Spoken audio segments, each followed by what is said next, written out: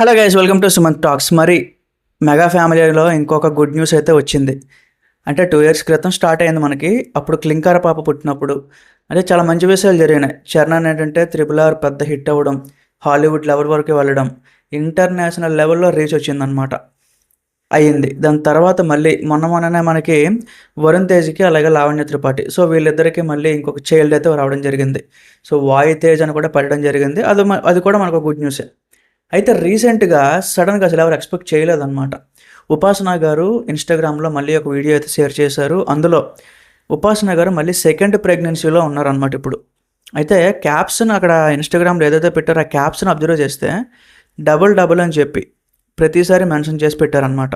అంటే ఇక్కడ చాలామంది కన్ఫ్యూజ్ అవుతున్నారు. ఏంటి అంటే డబుల్ అనగానే కవల పిల్లలు ట్విన్స్, సో అలా అని ఫిక్స్ అయిపోయినారనమాట చాలామంది. అంటే ఇంకో విధంగా కూడా ఉంది గైస్. అంటే ఫస్ట్ క్లింకార పాప అయిపోయింది, ఇప్పుడు నెక్స్ట్ వేరేది సెకండ్ది కాబట్టి అందుకు డబుల్ అని చెప్పి ఆవిడైతే మెన్షన్ చేశారు. అంతే తప్ప డబుల్ అనగానే మనం ఇంకేదో ఓవర్గా ఎక్స్పెక్ట్ చేయకూడదు. ఏదో ట్విన్స్ కవల పిల్లలు రాంగ్గా సర్క్యులేట్ చేస్తున్నారనమాట. సో మేబీ అలా కూడా అవకాశాలు ఉన్నాయి. బట్ స్టిల్ అలాంటి కన్ఫర్మేషన్ న్యూసెస్ ఏం రాలేదు కాబట్టి మనం ఇంకా ఫిక్స్ అయిపోకూడదు అనమాట.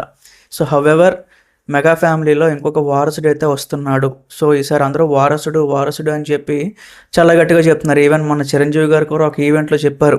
అప్పట్లో చాలా కాంట్రవర్సీ అయిపోయిందనమాట.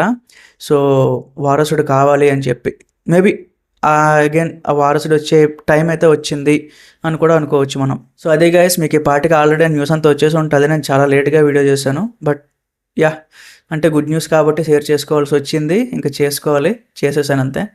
సో మీరేమనుకుంటున్నారేంటి కింద కామెంట్స్లో చెప్పండి. Thank you.